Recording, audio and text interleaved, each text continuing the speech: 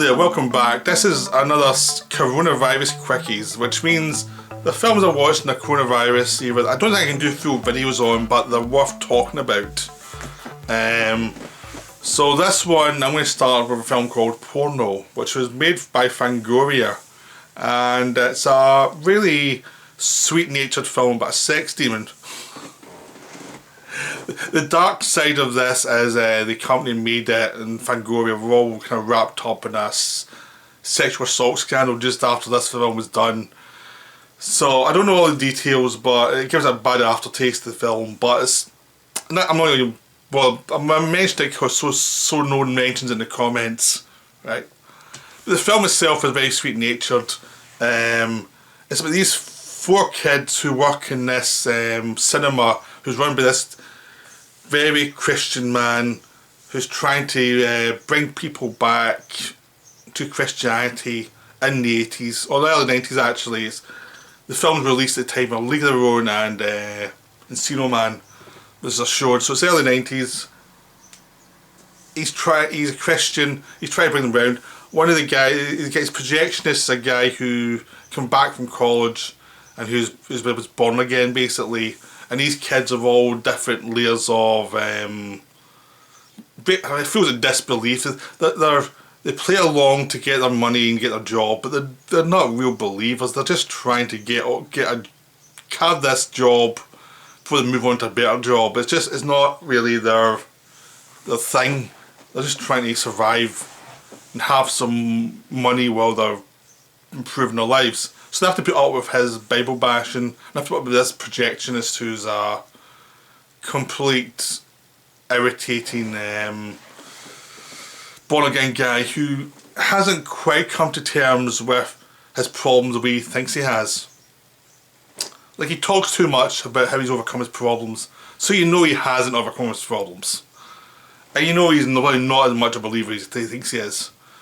Like Christianity for him is a crutch.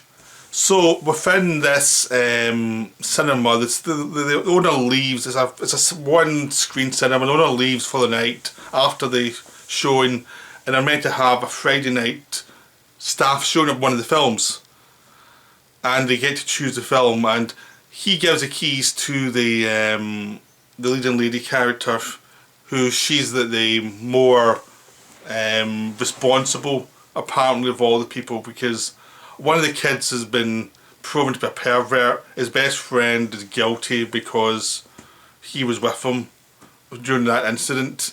And there's another guy who just come back from camp and who's been very mysterious about his past.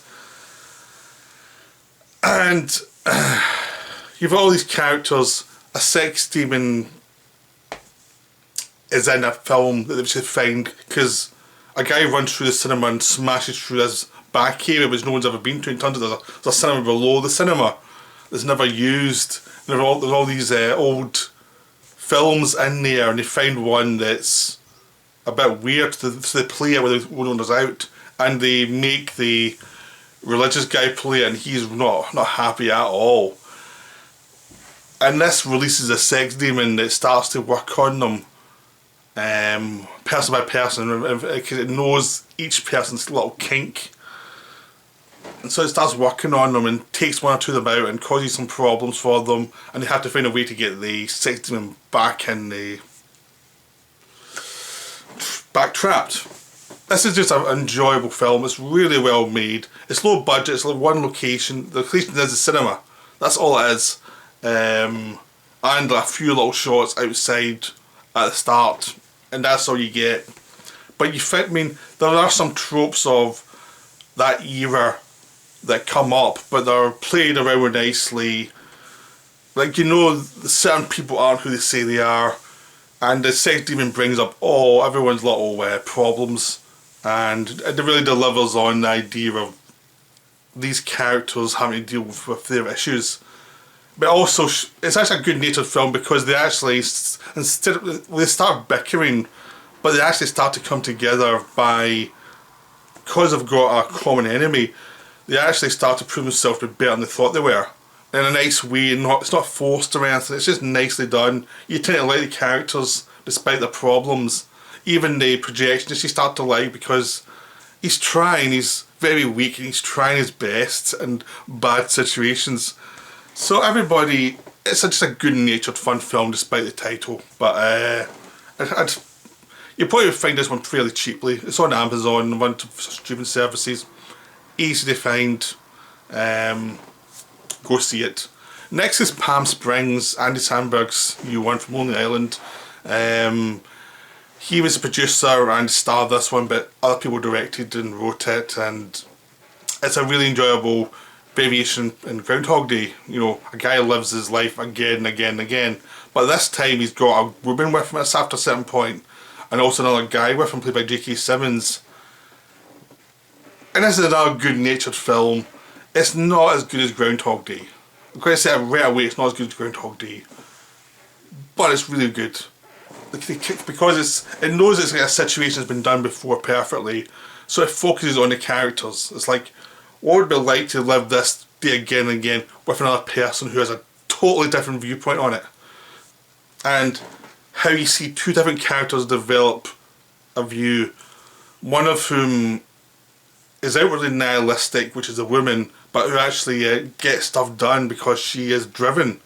Then you've got Andy Samberg's character who seems much more amiable and much more logical to start with, but you start to see his demons come out as the story goes on. You realise how beat down he is by the situation. And it's how those two characters have to interact. So it's a romantic comedy between this man and a woman, but they are difficult people, especially the woman who has lots of traumas and lots of difficulties in her life, and she has to work through them as best she can. And even at the end of it, they're not saying these two people are fixed by their experiences. Like, no, they've still got their problems. They got through that experience, but they've still got issues they have to deal with. So the characters are more complicated in the situation in a way, and that's the most successful part of the film, is the characters. And the situation allows for some good jokes. There are a couple of bits I thought was a bit obvious, but generally it was a very good film. It was very well made. There's a couple of little blips, but it was a directorial debut by the guy who made it, so it's like, hopefully the next film he'll get rid of some of the little bit of over neatness element, because this shows a lot of talent, so it's a good promising debut. And you can find this if you have certain VPN things like Express or Proton or something. It's on Hulu in America. That's all I'm saying. You can figure the rest out yourself. Up next is The Vast of Night. This is available on Amazon. It's a very enjoyable film. It's probably the least of the films I'm covering in this video ultimately, because it's a really good first two thirds, and then the finale doesn't quite add up to the mystery of what it was setting up, because the finale goes exactly where you think it's going to go, and you were hoping there was some twist coming that was going to be different from what you expected, and it wasn't. But it was well made. The acting's good. It's set in the 50s.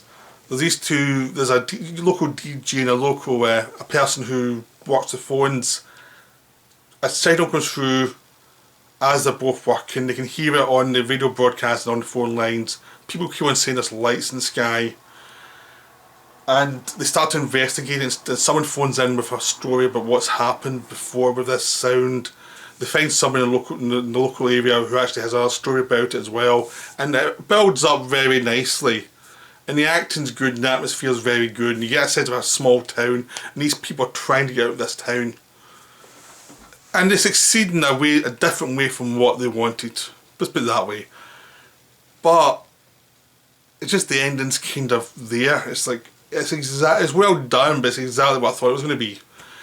But the best thing is the performances are good. The characters aren't deep, but the acting's good. The actors pull it off, because there's basically a two-hander between the actress and actor, and they're both good. The actress actually I saw in another film, VFW, a few months ago, and I didn't recognise her all in this one from that one, because her hair was different and her mannerisms were very different. It felt like a completely different person. And her body language was very different as well. You didn't feel it was the same person moving. So it was a really good difference from part to part. I didn't recognise her at all. So this is a very good, enjoyable film. It's just don't expect a world from it. But also watch with a sound system on, because a lot of it's to do with the sound in this film. The sound's really important, so make sure your sound system's on. The final one I'm talking about is Eurovision. The Saga of Fire Ice with Will Ferrell and Rachel McAdams. This is a really enjoyable film. It's on Netflix. It's a Netflix film. You're placing it advertised. It's well done. It's very enjoyable. You know, there's nothing complicated in it, but it does what it needs to do. Basically, Ferrell and McAdam are these two singers who have been singing for years on all these different clubs. They do cover bands basically, and they also do their own songs once in a while. They try to sing their songs, but they're completely unsuccessful. All their friends think they're losers, and no one can work out why they haven't hooked up yet, because they've been friends for years in this area, and why haven't they got together? Like, they're always around each other, why aren't they a couple? And it's because they think that if you're a couple, it means there's no way you're going to succeed. And because of a mass murder, this is a Will Ferrell film, he's a dark sense of humour at times, where every other competitor is killed, they get in to Eurovision for Iceland. Despite the fact that Will Ferrell's father played by Pierce Brosnan can't stand him, they get into Eurovision and they get to represent Iceland Eurovision in Edinburgh. And sometimes Glasgow, because there's some Glasgow locations that are said to be Edinburgh but they're not. But I can understand why, because Glasgow has a bigger venues, Edinburgh's a nicer place for like castles and things. So they just kind of compress them into one really and hope no one will notice. And anyone outside of Scotland won't notice. It's a really enjoyable film because it knows how absurd Eurovision is.